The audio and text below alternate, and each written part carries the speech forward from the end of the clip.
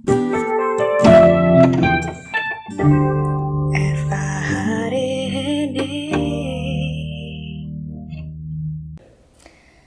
teman Karsa, selamat datang kembali di podcast FA hari ini. Bertemu lagi di episode ke-8, di episode yang sangat spesial bersama host yang spesial juga, yaitu aku sendiri, Inggita Hasirahma, sebagai Ketua BMKM FA 2022.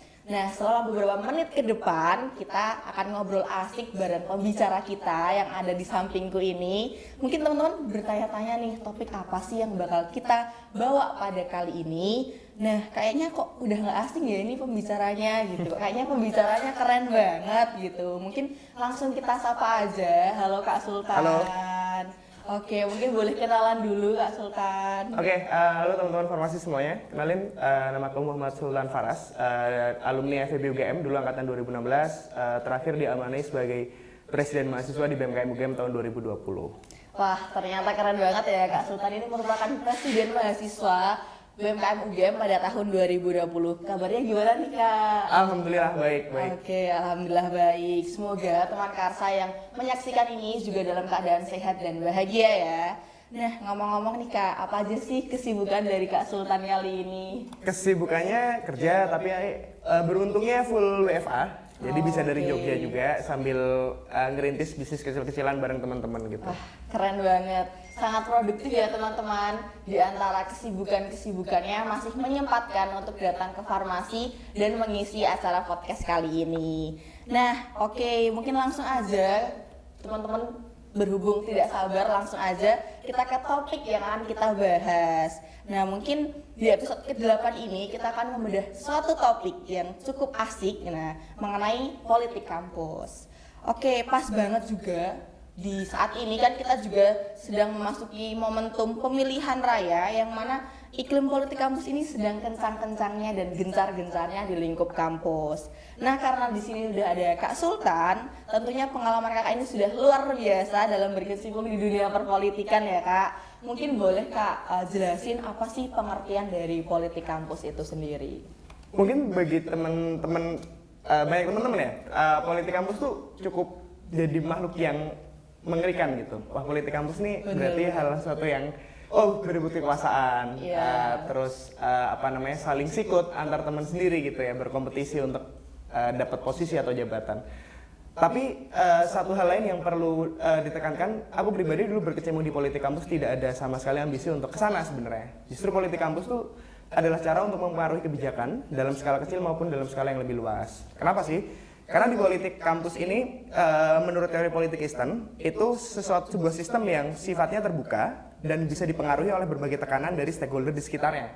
Contoh, teman-teman punya keresahan terkait dengan fasilitas laboratorium. Nah, mau tidak mau harus ada badan ataupun harus ada organisasi yang punya struktur itu yang bisa membawa argumen, membawa keresahan teman-teman untuk bisa dipertimbangkan atau jadi pertimbangan dalam pengambilan kebijakan di tingkat fakultas. Karena kalau satu persatu teman-teman gerundel gitu ya, wah ini ngedumel di Twitter dan lain sebagainya, barangkali secara power ataupun secara tekanan itu nggak akan semasif ketika itu terorganisir. Gitu. Mau nggak mau, jadi secara terorganisir, politik yang terorganisir adalah cara yang paling efisien untuk mengintervensi kebijakan-kebijakan yang menguntungkan teman-teman mahasiswa. Baik itu skala jurusan, skala fakultas, skala universitas, bahkan skala nasional. Jadi politik kampus adalah proses untuk mempengaruhi kebijakan dalam berbagai level sebenarnya. Nah, kesana sih, jadi kontestasi yang sikut-sikutan dan lain sebagainya memang itu secara harfiah politik di berbagai tingkatan seperti itu. Tapi muaranya adalah untuk memperjuangkan apa yang teman-teman mau, apa yang teman-teman, keresahan teman-teman, apa yang idealisme yang kita pegang selama ini. Ke arah sana sih sebenarnya politik kampus itu. Oke, berarti memang tidak sesempit yang mungkin teman-teman sempat berpikir, oh politik kampus ini arahnya cuma negatif, cuma sikut-sikutan. Enggak, ternyata teman-teman. Ternyata banyak juga hal positifnya, bagaimana kita bisa mempengaruhi stakeholders untuk membuat suatu kebijakan tertentu, yang mana itu juga kebijakannya akan kembali ke kita lagi gitu. Dan tadi juga tingkatnya bisa di fakultas, di universitas, bahkan di nasional juga gitu. Jadi ternyata di fakultas terkait dengan laboratorium yang sekiranya mungkin ternyata masih kurang fasilitasnya. Nah, dengan ibaratnya politik itu harapannya fasilitas laboratorium bisa terpenuhi. Oke, emang keren banget ya penjelasan dari Kak Sultan tadi. Nah, tentunya Kak Sultan ini juga sudah berdinamika banyak di BMKM UGM gitu. Nah, juga sudah mengikuti arus politik yang sudah berjalan di universitas gitu barangkali. Nah, mungkin Kak Sultan boleh ceritain nih, menurut pengalaman Kak Sultan, apa aja sih benefitnya ketika dulu Kak Sultan berkecimpung di politik kampus itu sendiri? Oke, mungkin aku dulu berawal dari fakultas ya, dari fakultas di BEM FEB. Salah satu hal yang dulu kita jadi keresahan teman-teman adalah kita tuh nggak punya fasilitas yang disupport oleh fakultas untuk mewadahi teman-teman yang pengen untuk mengeksplor di dunia lomba gitu. Dunia lomba, dulu fasilitasnya bisa dibilang sangat minim dan hanya diorganisir oleh ya orang per orang gitu. Orang pernah ikut lomba juara ya udah ngajarin adik-adiknya gitu, nggak disupport secara sistematis.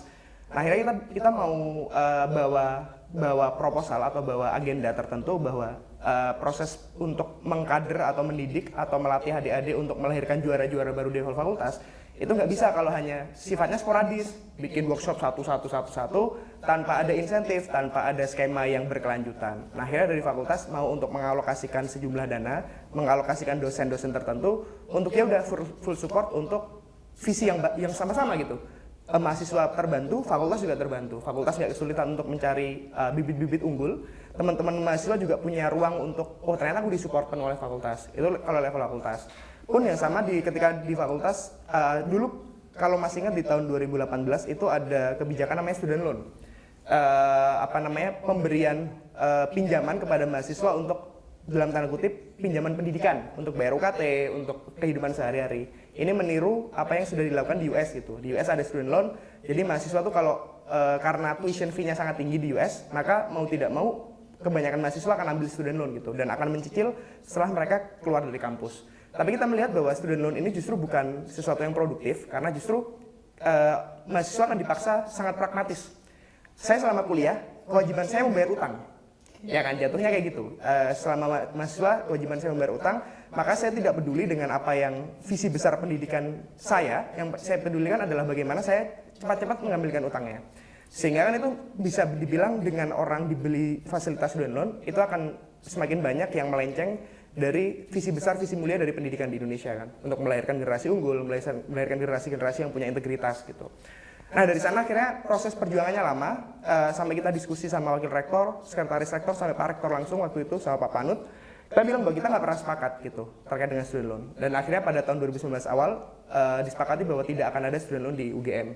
Nah, proses-proses seperti itulah. Meskipun prosesnya panjang ya, proses kajian, proses konsolidasi, proses riset, sampai proses negosiasi dengan pihak rektorat, itu akan proses dijalani secara politis gitu. Karena organ-organ mahasiswa itu banyak yang terlibat di dalamnya. Ya kayak gitulah proses-proses mempengaruhi kebijakan kampus di berbagai level gitu. Oke, keren banget ya tadi penjelasan dan juga contoh benefit yang didapat ketika Kak Sultan itu berkecimpung di politik kampus. Nah, mungkin kan tadi ada proses-proses yang dijalani ketika mau mempengaruhi suatu kebijakan nih.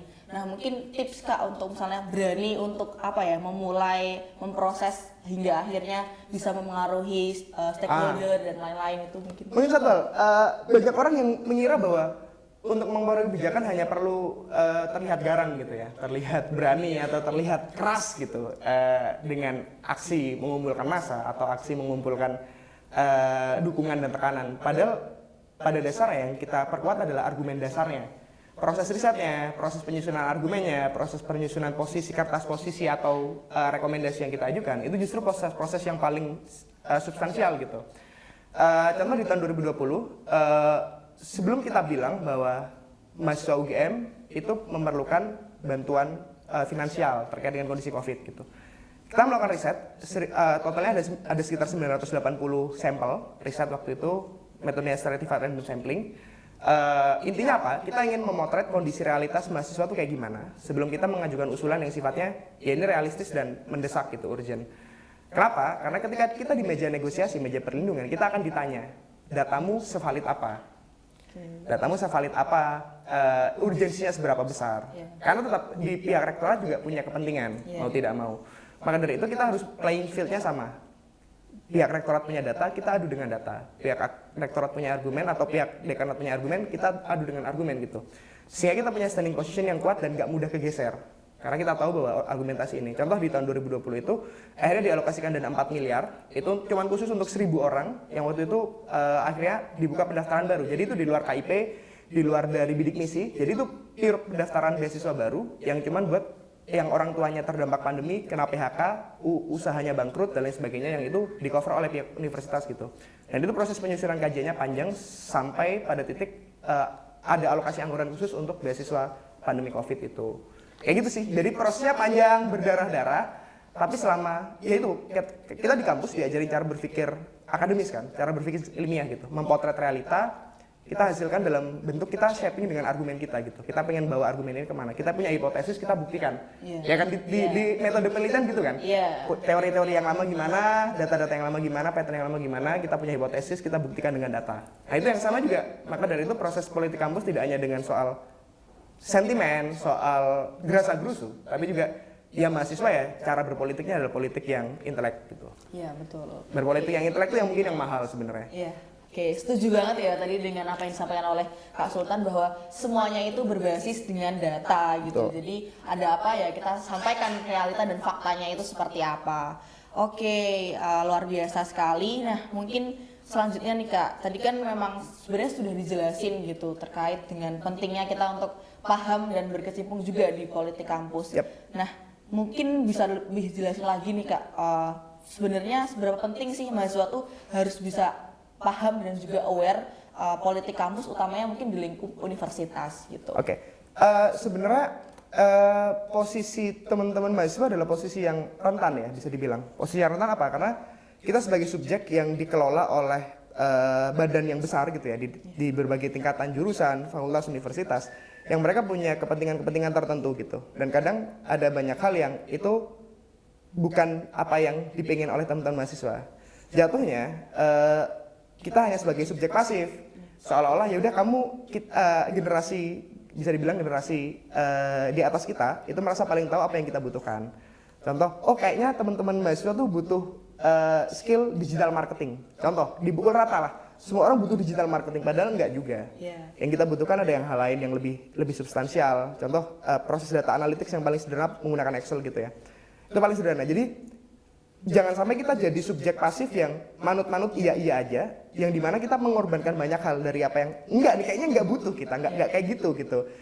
Akhirnya kita jadi subjek pasif yang diintervensi terus, diintervensi tanpa kita bisa memberi imbal balik atau feedback. Sebenarnya kan proses konstruksi dan dekonstruksi itu memerlukan dua arah.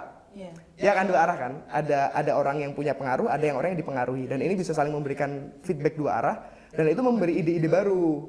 Nah, kalau Bapak Ibu kita yang mengelola kampus ini itu selalu menggunakan kata inovasi, disrupsi, kolaborasi, tapi hanya sebagai slogan, ya matilah kita. Tapi kalau memang disrupsi, inovasi, kolaborasi itu diterapkan dalam skala paling kecil, ngajak diskusi muridnya, teman-teman paling sederhana demokrasi di level kelas aja gitu. Teman-teman sepakat tidak dengan kurikulum seperti ini, dengan beban tugas yang seperti ini, sepakat tidak gitu. Dengan kita akan mempelajari materi ini. Contoh kan ada beberapa dosen yang ketika di awal itu menganggap bahwa semua muridnya punya level yang sama. Kita skip beberapa teori, kita lanjut ke yang medium level gitu. Padahal banyak teman-teman, saya dulu di FEB, banyak teman-teman dari IPA nggak paham, tiba-tiba di skip, kasihan mereka.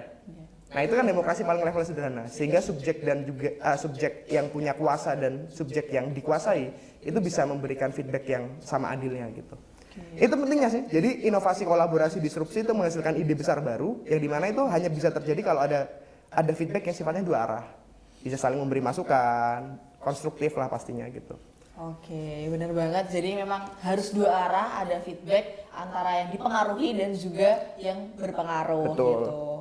Oke, nah mungkin buat meningkatkan kesadaran teman-teman terkait dengan dinamika politik kampus ini, jujur kalau di Fakultas Farmasi ini memang agak susah Kak gitu, karena kalau boleh jujur ya, beban akademik di Fakultas Farmasi ini juga lumayan berat gitu, praktikum, kuliah gitu, dan itu kadang membuat kita kesulitan untuk akhirnya memikirkan yang lain gitu. Kita lebih banyak fokus ke diri kita sendiri, bagaimana pokoknya aku kuliah bisa dapat A, praktikumku bisa lancar, responsiku bisa lancar.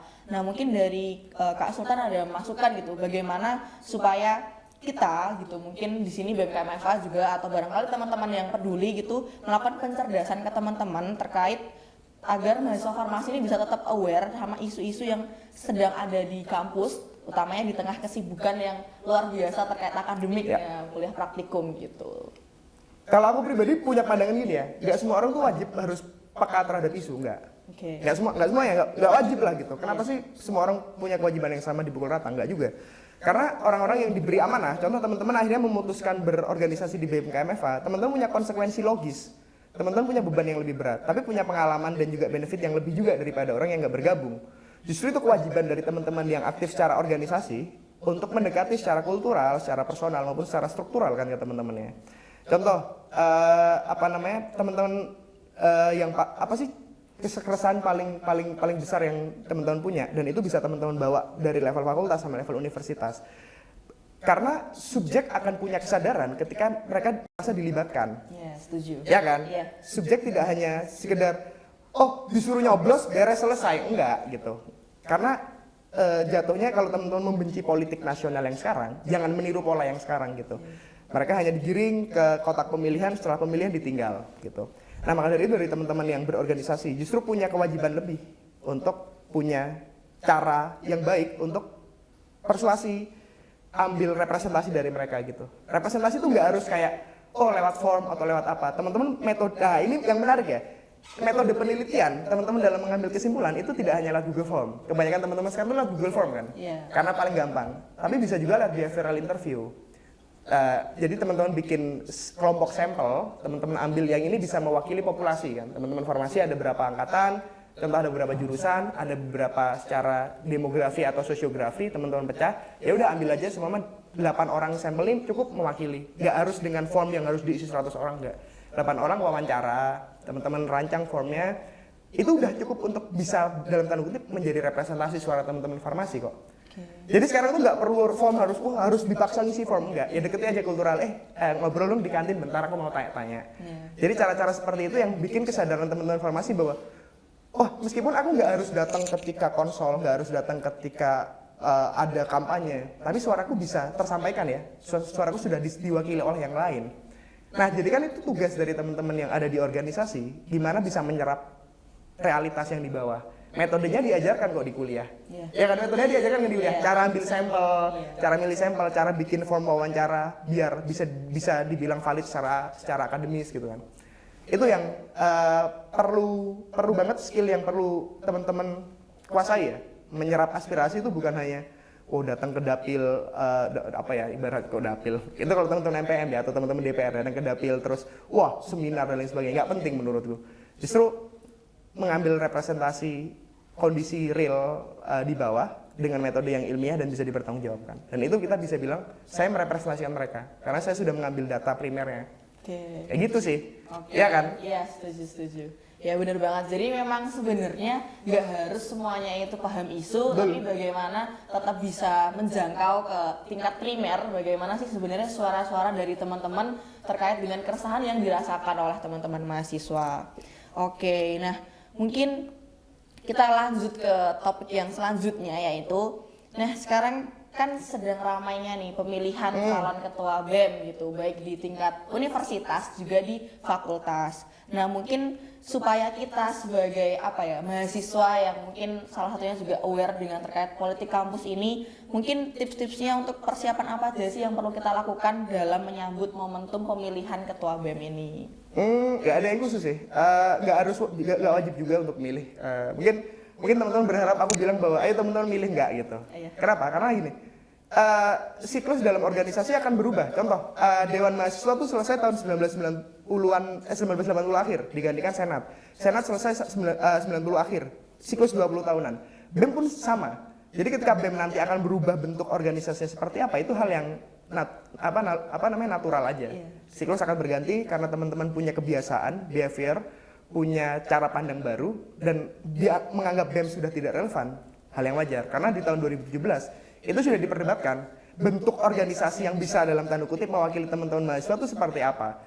Jadi sebenarnya bukan soal teman-teman datang nyoblos, tapi silahkan membayangkan bentuk ideal baru, organisasi apa yang bisa mau jadi wakil bagi teman-teman, yang bisa memperjuangkan nasib teman-teman, yang bisa menjadi representasi atas suara teman-teman. Nah, aku tidak menganggap bahwa nyoblos itu penting? Enggak, nyoblos tuh formalitas aja. Ada proses pencoblosan. Tapi proses bahwa ide-ide baru harus terus lahir gitu ya.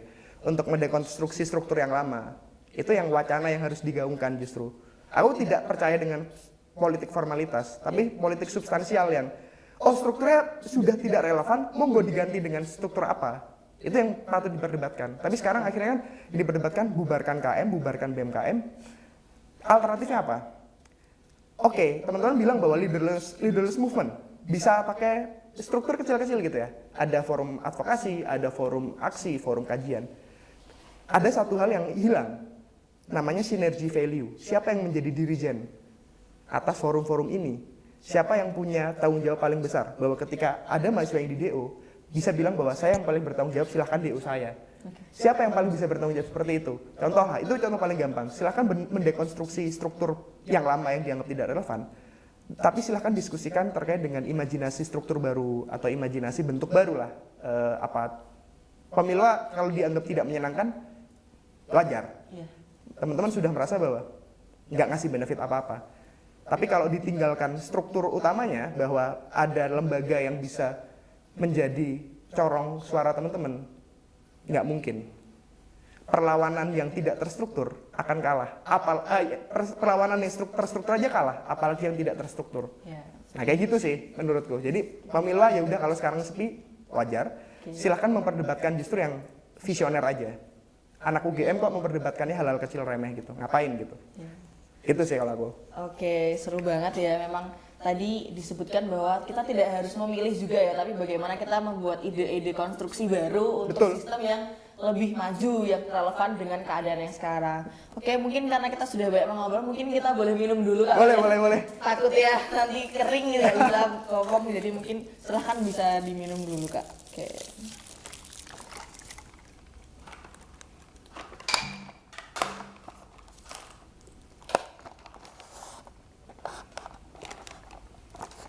Ini sponsor bukan nih? Enggak, bukan sponsor.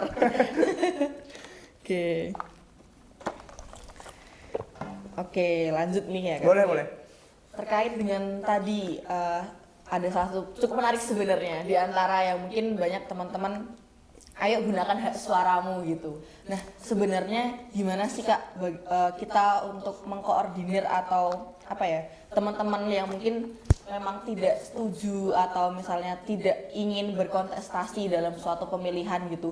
Bagaimana penjaringan yang tepat untuk teman-teman dalam artian mereka itu tetap bisa beraspirasi, tapi juga di sini mereka bisa memberikan suaranya, mereka bisa menuangkan aspirasinya meskipun tidak dalam pemilihan gitu. Mungkin masukan untuk stakeholder gitu, atau mungkin kita di sini dalam konteksnya adalah lembaga-lembaga tertentu supaya tetap mereka-mereka yang memang punya pandangan, aku kayaknya milih abstain deh gitu. Nah itu sebaiknya seperti apa gitu? Tentu yang menarik adalah cara berpolitik teman-teman teknik kemarin ya. Mereka memutuskan abstain gitu ya. Aku tidak tahu mekanisme apa yang digunakan sehingga akhirnya ada suara, nggak tahu entah itu suara bulat atau belum bulat ya, bahwa teman-teman teknik abstain. Dan itu yang bisa ditiru sebenarnya. Cara teman-teman bahwa teman-teman kecewa dengan apa yang ada sekarang, dan itu harus terus diamplifikasi. Silahkan gitu. Saya sebagai orang BEM bukan berarti aku ingin melindungi BEM dan harus seumur hidup ada, enggak gitu. Aku bukan tipikal yang kayak gitulah. Bisa secara personal. Dulu kalau dulu masih sangat intens pakai Line dulu. Ya kan, di Line kan dulu. Dulu banyak banget yang nulis tentang ide tentang struktur KM UGM seperti apa. KM UGM yang ideal seperti apa, tulisan-tulisan personal sebenarnya, banyak yang nulis secara personal, terus akhirnya mereka kumpul bikin akhirnya bikin gerakan namanya reformasi KM UGM, yang kayak gitu. Jadi cara-cara sederhana, meskipun teman-teman tidak tergabung dalam organisasi tertentu, bisa menyuarakan secara personal, bisa lewat sosial media teman-teman, ataupun sampaikan aja ke organisasi-organisasi yang mewakili teman-teman, karena ada mekanisme khusus ya tiap fakultas, kongres lah, atau musyawarah besar dan lain sebagainya. Buatlah keputusan secara politik dari level paling bawah di sana. Ada yang mengajukan bahwa kita memboikot pemilu dan itu harus dibahas dan dihargai. Ada keputusan atau tidak, silahkan itu dinamika internal. Tapi proses penjaringan aspirasi bahwa ternyata teman-teman informasi tidak merasa bahwa BMKM ini bermanfaat gitu. Ya silahkan bilang bahwa kita menolak adanya pemilu karena ini. Teman-teman punya standing position yang jelas gitu. Gak harus kemudian wah nggak apa-apa lah, kasihan udah terlanjur pemilu gitu. Nggak masalah. Itu dinamika yang wajar dan itu justru pendewasaan politik kita. Justru UGM ini paling diverse loh. Kalau teman-teman lihat di antara yang lain, gejolak yang terjadi di UGM itu pasti akan bergejolak di tempat lain nantinya. Gitu. Mungkin BEM udah nggak relevan lagi dan akan berganti, dan pasti berawal dari UGM pasti biasanya. Berawal dari Jogja, UGM atau Jogja gitu biasanya. Gerakan dulu September waktu KPK itu kan berawal dari kejadian memanggil. Amplifikasinya selalu ke nasional. Apa yang terjadi di UGM atau Jogja, amplifikasinya pasti ke banyak tempat gitu. Dan positioning teman-teman UGM pasti sangat ditunggu-tunggu tuh. Asik ya dinamika politik di UGM, ternyata saling dewasa. Tiap fakultas punya suara gitu. Ada yang mau ikut pemilu, ada yang enggak, dan itu saling dewasa aja gitu. Gak ada sentimen gimana. Menarik kan? Politik yang kayak gitu politik yang menarik kan? Iya kan? Akhirnya dinamis, orang-orang tuh bebas bersuara, dan itu yang justru ternyata bersuara-suaraku dihargai. Itu yang bikin orang-orang tidak apatis akhirnya. Betul gak? Iya kan? Ya kayak gitulah. Politik itu yang menyenangkan aja. Orang kita masih di kampus, mumpung di kampus juga gitu. Menarik ya teman-teman. Jadi memang tidak masalah juga seandainya teman-teman itu tidak ingin berkontestasi atau memilih untuk abstain ketika dalam momentum pemilihan, tergantung. Tetapi teman-teman tetap juga bisa menuangkan ide dan aspirasinya ke aspirasi-aspirasi tertentu. Jadi teman-teman tidak stuck di situ, tapi teman-teman juga tetap berkontribusi dengan menuangkan ide-ide apa sih yang menurut teman-teman itu ideal gitu. Terus terkait dengan pemilihan juga nih Kak Sultan, mau tanya, misalnya ada suatu pemilihan gitu, ternyata jumlah pemilihnya itu nggak sampai setengahnya gitu misalnya. Nah, menurut Kak Sultan sendiri sebenarnya itu ideal atau enggak sih? Atau sebenarnya itu representasi yang bisa mewakili atau enggak sih gitu? Kan masing-masing punya cara main ya. Kesepakatan yang sudah tertuang dalam entah itu peraturan organisasi atau ADART gitu. Dan selama itu sudah disahkan, ya ikuti cara bermain itu. Kalau dibilang bahwa nggak ada batas minimum pemilih, sah-sah aja. Dia punya legitimasi formal dan legitimasi legal. Tapi yang PR adalah dia membangun legitimasi sosial. Ya enggak? Dia punya legitimasi formal, mengikuti aturan main. Dia punya legitimasi legal ketika sah diangkat. Tapi legitimasi sosial yang dipertanyakan. Dipilih cuma 30% nih, nggak legitimate gitu. Ya buktikan dengan kinerja dan performa. Legitimasi sosial ini yang dibangun. Karena legitimasi formal dan legal itu given sifatnya. Ya udah dikasih gitu kan. Tapi legitimasi sosial itu yang dibangun nantinya. Dan mungkin melanjutkan yang tadi ya, kenapa teman-teman boleh abstain, boleh tidak percaya, boleh menolak, tapi tetap harus menuangkan idenya. Karena bagiku diam adalah pengkhianatan gitu. Diam aja tuh pengkhianatan. Take action lah. Take action sekecil apapun. Take action seminimal mungkin. Kalau banyak orang diam, sementara yang bersuara adalah orang-orang yang menurut teman-teman ini tidak capable, dia yang menang. Dia yang menang pasti. Jadi orang yang kadang suaranya paling kenceng belum tentu adalah orang-orang yang punya kapabilitas. Ya lawan dong gitu. Gitu sih. Berarti disampaikan bahwa diam adalah pengkhianatan ya teman-teman. Jadi sampaikan dan bagaimana teman-teman tetap bisa menyuarakan, dan tadi pun terkait dengan legitimasi secara formal dan juga sosial. Bagaimana ketika teman-teman ternyata tidak mendapatkan suara yang cukup banyak, tapi bagaimana teman-teman tetap bisa membuktikan secara legitimasi sosial. Ternyata nih sudah sampai di penghujung. Nah, mungkin terakhir nih dari Kak Sultan bisa menyampaikan closing statement ke teman-teman mahasiswa farmasi ini, mungkin terkait dengan apa yang tadi sudah disampaikan, bagaimana politik kampus di universitas, bagaimana dinamikanya, kemudian juga terkait dengan momentum pemilihan raya gitu. Nah, mungkin boleh banget nih nyampein apa sih yang mungkin khusus nih buat teman-teman mahasiswa farmasi khususnya gitu. Satu hal ya, UGM tuh dibangun dengan nilai yang beda dibanding UI sama ITB. ITB itu dibangun untuk menghasilkan engineer-engineer. Ya memang dari visi besarnya kayak gitu. Dari zaman masih institut keteknikan zaman Belanda, memang visinya untuk menghasilkan engineer-engineer. UI adalah menghasilkan teknokrat gitu, teknokrat atau businessman. UGM oleh Soekarno itu memang dihasilkan untuk menjadi pemimpin-pemimpin bangsa secara politik gitu, mau tidak mau. Ya karena memang visi tiga kampus ini adalah melahirkan 3 pilar bangsa. Nah, maka berpolitik di UGM adalah cara yang paling ideal untuk kita bisa mencapai visi itu bareng-bareng. Tidak heran Mungkin kalau teman-teman heran ya, kenapa kok agama banyak yang berkecimpung di politik? Ya karena memang kita dilahirkan dan diciptakan serta punya pondasi untuk ke sana. Maka dari itu, politik yang tidak sehat di UGM sekarang itu akan melahirkan politisi-politisi yang dalam tanda kutip apa ya? Tidak berkualitas nantinya. Aku mau bilang kata-kata kotor nggak enak gitu. Makanya ya, jadi berpolitiklah secara sehat sekarang dan nantinya kita akan melihat perubahan besar untuk Indonesia nantinya. Oke. Kayak gitu sih menurutku. Itu yang penting ya.